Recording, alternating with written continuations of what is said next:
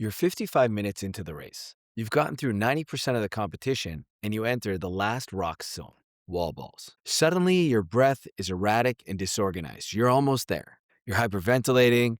You're staring up at the target for the wall balls and thinking, I just got to get through these fast so I can get to the finish line.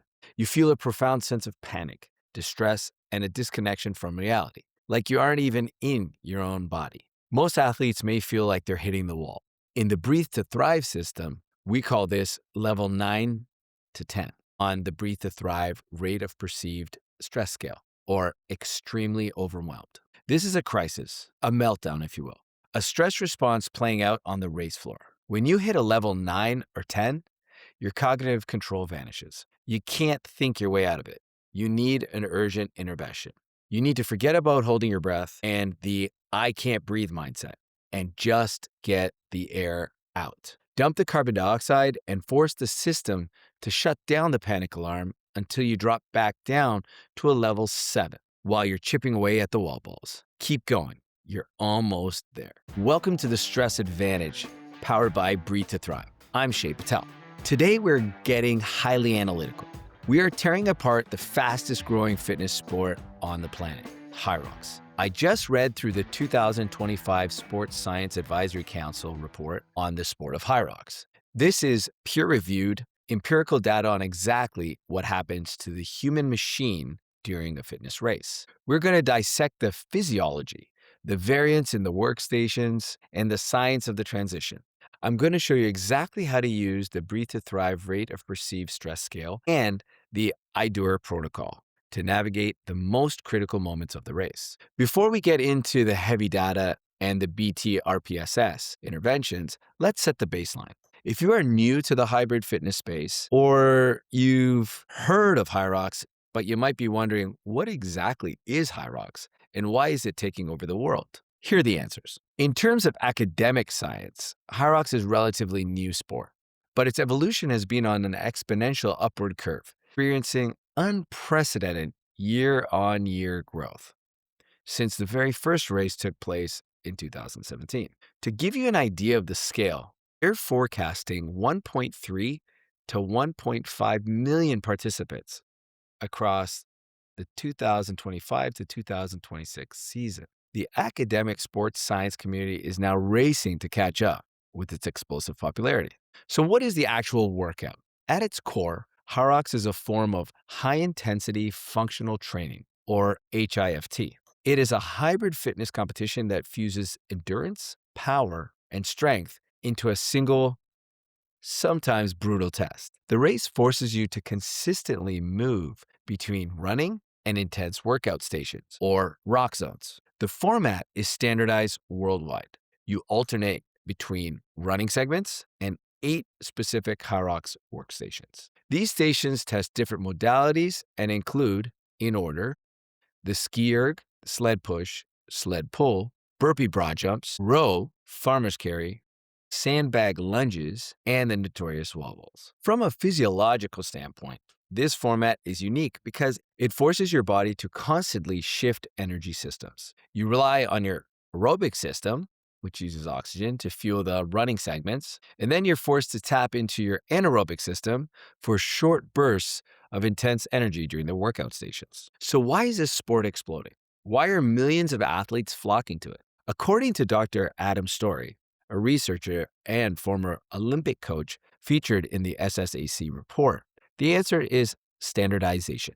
He notes that Hyrox provides a balance of conditioning and structured training that is simple, measurable, and brutally honest. Because the format never changes, you can measure, compare, and replicate results anywhere in the world. It turns competition into data.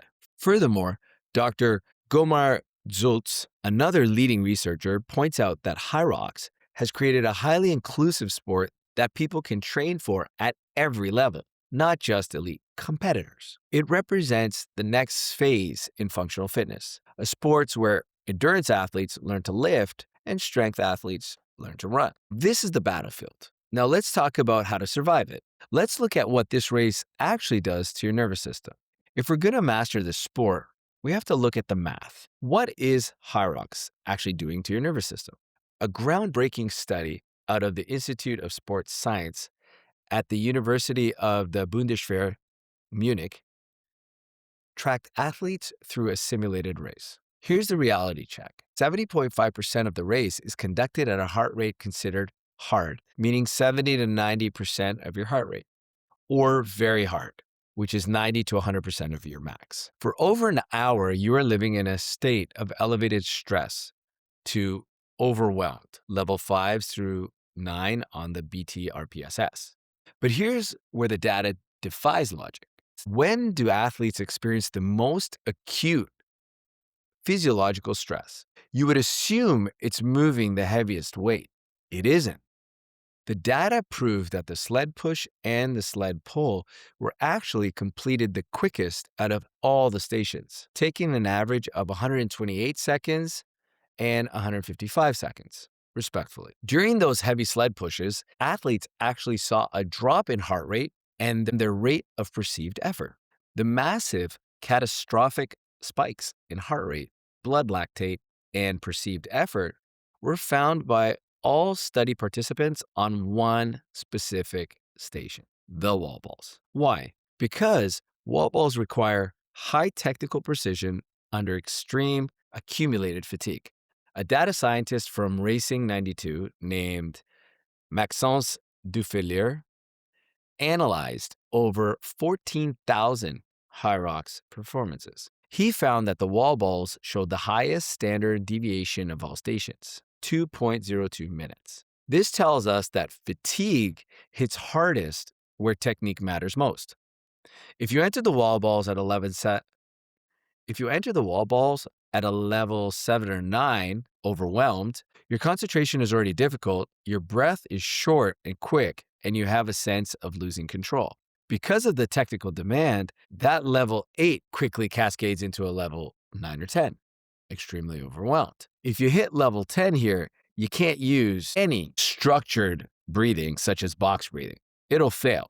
You must deploy an urgent intervention or an extended exhale. As you're moving through the wall balls, slowing down and inhaling for 3 to 4 seconds and exhaling for 3 to 4 seconds will help you control your heart rate and make sure that you're able to find that balance between intensity and technique. The key here is to dump the CO2.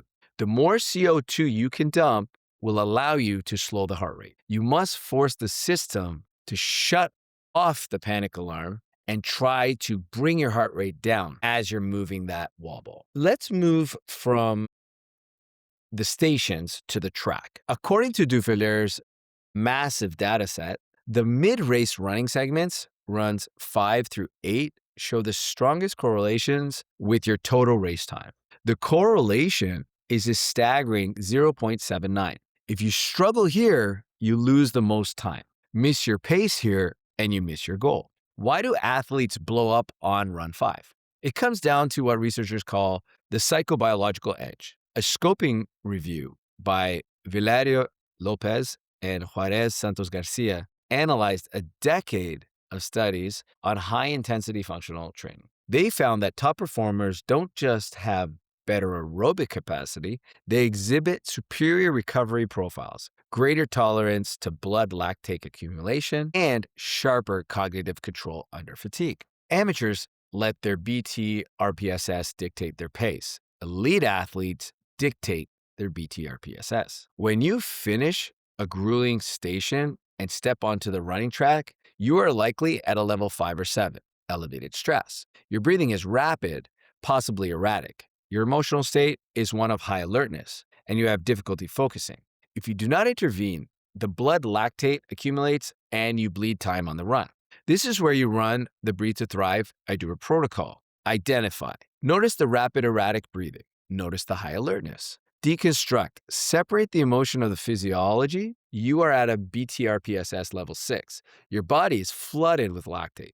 Understand. To maintain pace on runs 5 through 8, you can't stay at a level 6. You need to drop your arousal to a level 3 or 4 to increase aerobic efficiency. How do we respond? Trying to downregulate during the run. As you run, Shift your mechanics. Inhale through your nose for 4 and force a long, extended exhale. By actively managing your state during the runs, you clear the lactate and preserve your cognitive control for the next station. Let's talk about how to actually train for this, because the science of adaptation is incredibly specific. A study from the Federal University of Rio de Janeiro explored how manipulating the duration of high-intensity functional workouts alters the physiological response, and even when the total training volume is identical. They found that short duration protocols under 8 minutes produced the highest heart rate peaks and lactate concentrations, creating a sharp anaerobic demand. However, longer sessions, 25 to 30 minutes, maintained lower peaks but created a sustained cardiovascular strain, emphasizing endurance metabolism. What does that mean for you? It means time and effort are not interchangeable. If you only train in short 10-minute CrossFit-style metcons, you're building anaerobic power, but you are not building the sustained aerobic stress required for a 60 to 90-minute Hyrox. Furthermore, researchers at Liverpool John Moores University confirmed that to maximize your performance in these events, athletes should prioritize endurance over strength in a structured program for at least 6 weeks. Your training must reflect the specific time domain of the event or more. You have to expose your nervous system to long durations of level 3 to 5 noticeable stressors where overwhelming begins to creep in. So you can practice structured regulation and performance breathing techniques while under cardiovascular strain. Before we conclude, we have to look at a massive blind spot in sports science, which is beautifully addressed in this SSAC report by Dr. Samantha Rowland from Loughborough University. Historically, exercise physiology has been based on young male university students, typically 70-kilo men. We have assumed these findings apply to everyone. We have to remember that women are not little men. But Hyrox has a 50-50 male-female split, which allows for the research to be equal. Dr. Rowland points out that women's physiology is influenced by fluctuating hormones, menstrual cycles, contraception, pregnancy, and menopause. If you are a female athlete, you must account for this on your BT-RPSS dashboard. During the luteal phase of your menstrual cycle, your core body temperature is higher, and your baseline resting heart rate may be elevated. You might wake up at a level 2 to 3 mild stressors instead of a level 0 or 1. Your breath might already be slightly elevated before you even step into the gym. You can't blindly follow a generalized pacing chart. If your baseline is already at a level 3, the threshold to hit a level 7 or 9 overwhelmed is much shorter. You must be hypervigilant with your downregulation breathing protocols. During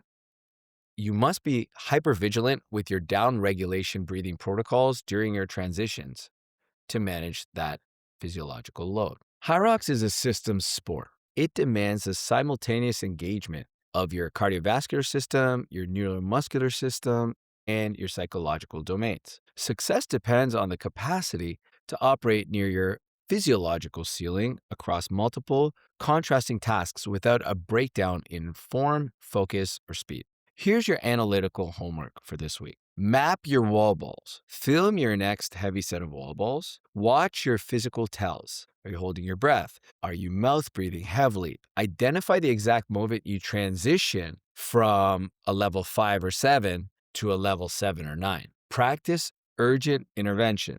Practice slowing down, but as you keep moving, longer exhales. Teach your nervous system how to dump carbon dioxide efficiently, so it is a reflex, not an afterthought.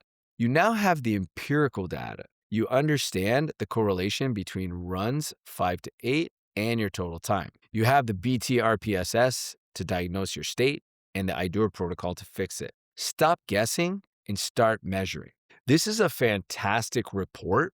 There's a lot more information in this report. I will add the link to the report in the description of this episode. Definitely take a read. I also recommend reaching out If you need any help with your breathing techniques for Hyrox itself, I do have an ebook that I specifically talk about breathing. I'd love for you to get a hold of that. The link for that is also in the episode description. If you've never done a Hyrox, it may seem like the scariest thing you've ever done.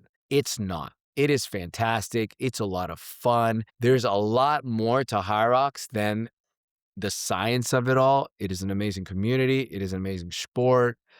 It's definitely very accessible and inclusive. Multiple people around the world who never thought they'd be able to run have begun running because of this sport. So definitely check it out. If you are a little timid in actually signing up for one, maybe go and watch a Hyrox competition as a spectator. Maybe you'll get inspired, or just join a local gym that has a Hyrox affiliate, because then you can learn a little bit more about the sport itself and also the programming and training. As always, remember, this show is for educational purposes only and does not constitute medical advice. I am a human performance coach, not a doctor. Always consult a physician before starting any activity or any new breathing technique.